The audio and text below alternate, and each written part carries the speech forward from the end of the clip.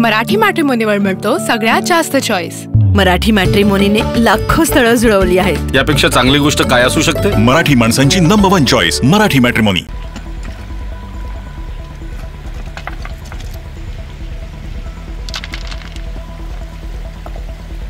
कोकणात पावसाळ्याला सुरुवात झालेली आहे आणि कोकणातल्या बहुतांश नद्या ह्या आता प्रवाहित झालेल्या आहेत आणि त्यामुळे कोकणातला कातकरी समाज हा पावसाळी कामाला सुरुवात केलेली आहे। तुम्ही माझ्या मागे पाहताय हे जे आता बांधतायत याला बांधण असं म्हणतात आणि या बांधणाच्या माध्यमातून हे जो कातकरी समाज आहे हा कातकरी समाज मासे पकडत असतो।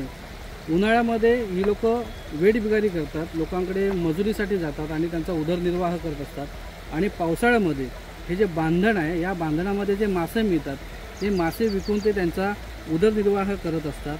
अशा प्रकारची ही जी बांधणं आहेत ही जवळपास 15 ते 20 बांधणं ह्या संपूर्ण नदीच्या या प्रवाहामध्ये बांधण्याचं काम ही लोक करत असतात।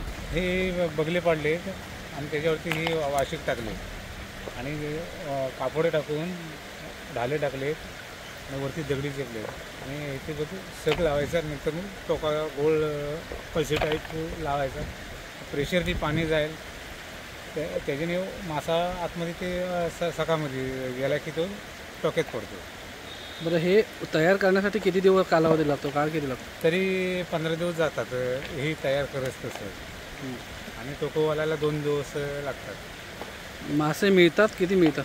मिळतात टाईम जर पाऊस पडला तर 8-9 किलो 10 किलो असे भेटतात। याच्यातून जे मासे मिळतील त्याच्यातून हा संपूर्ण कुटुंबाचा उदरनिर्वाह चालतो आणि यासाठी संपूर्ण कुटुंब हे जे बांधण जे आहे ते बांधण्यासाठी महिना हे सगळं काम करत असतं।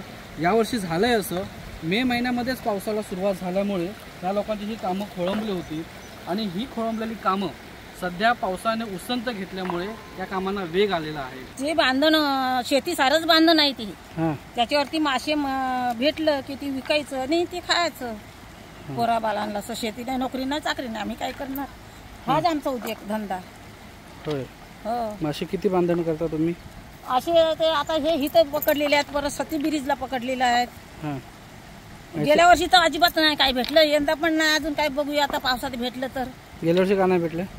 गेल्या वर्षी ते बांधणच आमचं व्हावलं,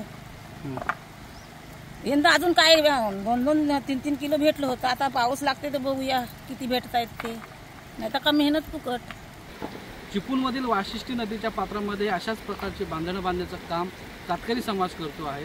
बहुतांश कामं पूर्ण झालेली आहेत, मात्र पावसाळा चांगला जावा आणि उदरनिर्वाह व्यवस्थित व्हावा या हेतूने संपूर्ण कातकरी समाजाच्या एक कुटुंब या अशा प्रकारची बांधणं बांधण्यात आता व्यस्त असलेला पाहायला मिळतो। स्वप्नील घाग, एबीपी माझा, चिपळूण, रत्नागिरी। एबीपी माझा, उघडा डोळे बघा नीट।